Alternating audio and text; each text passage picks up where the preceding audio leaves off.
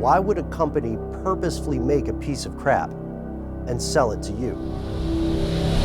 You can turn back now or learn the stuff they don't want you to know.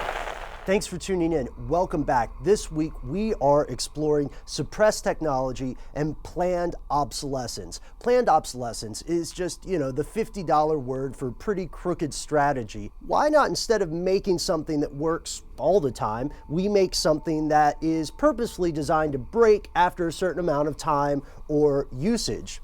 I know, right? Sounds a little bit villainous, but if you're an oligopoly, or if you're a company in an oligopoly, it makes sense. In an oligopoly, only a few players, whether they're people or companies or governments, actually make something or control what people can buy. So, for instance, Matt, what's a thing that people make? Customizable drum gloves. Right, thank you, perfect. Customizable drum gloves. So let's say just me and one other guy, how about you, Matt, are the only people who make customized drum gloves. Well, we don't want to make customized drum gloves that never break, because then we'll be putting ourselves out of a job, won't we? So in a way, it makes sense for us to work together to figure out when these drum gloves should actually break. When's the best possible time to make somebody buy some more? And when companies are in a more competitive space, when you as a consumer have more choices about where you'll buy what,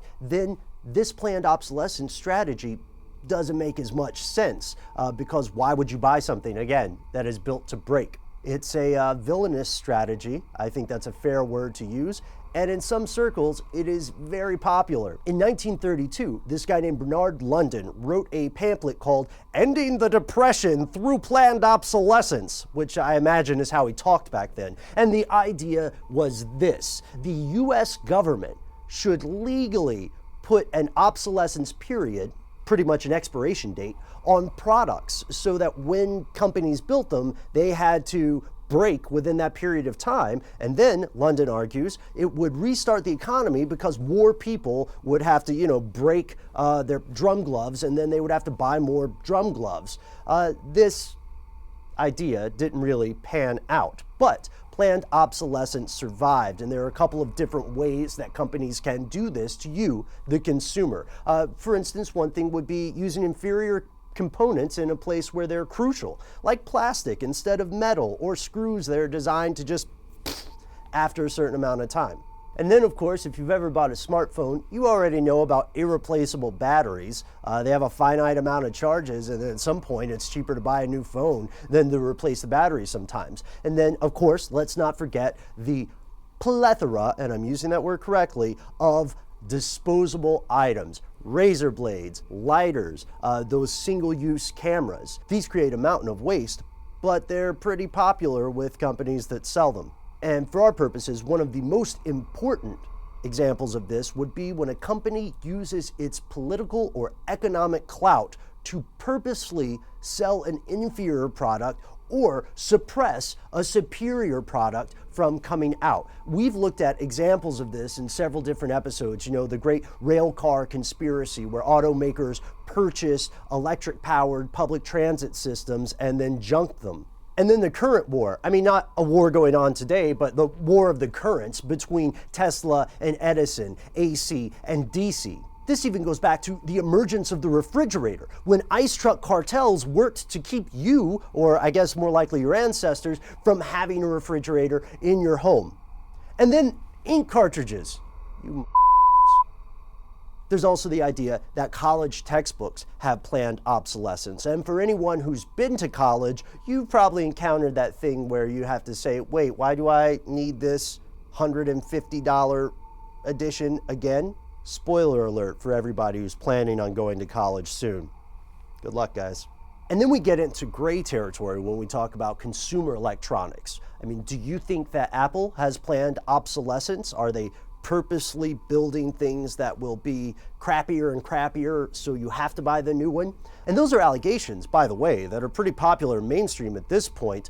They've been mentioned more than once in the New York Times. And the big question for a lot of us, I know for Matt and I, would be what about video games and video game consoles and software? We know there's a little bit of obsolescence planned in there because games from previous consoles will often not be backwards compatible, even when it would be easy from an engineering point to do so. And then there's the whole thing about what you buy when you buy a video game. Are you buying the physical game? Do you own it? Or do you just sort of rent a license to play that game? One of the big fights about suppressing technology now in the modern age would be the fight between internet service providers and Google Fiber. And make no mistake, it's a war. But is it a market war, or is it an actively suppressed technology? Which brings us to the big question of the week.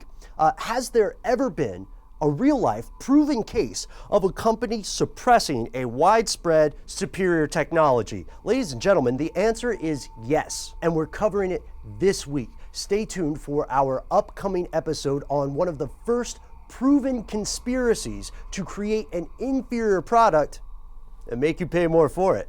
So can you think of any other modern day conspiracies to suppress technology or to purposely make people buy an inferior good? We'd like to hear from you in the comments. You can find us on Facebook and Twitter as well. We also have a website, which will hopefully pop up here somewhere, where you can check out all of the episodes that we've ever done, as well as our audio podcast, where we're going to be going more in depth on that video game stuff. If you don't care for the social media, as we always say, we totally get it, man. So send a suggestion for an upcoming episode to our email address. We are conspiracy@howstuffworks.com. Is it weird when I drink coffee while you're doing the sound? Like, I can't hear it. Honestly, I don't hear much. There's a little bit of throat noise, yeah. Throat noise. Yeah. Like a... It's hard to describe. I don't know that I could recreate the sound. No, try it. I want to see what it sounds like. Okay. Jesus.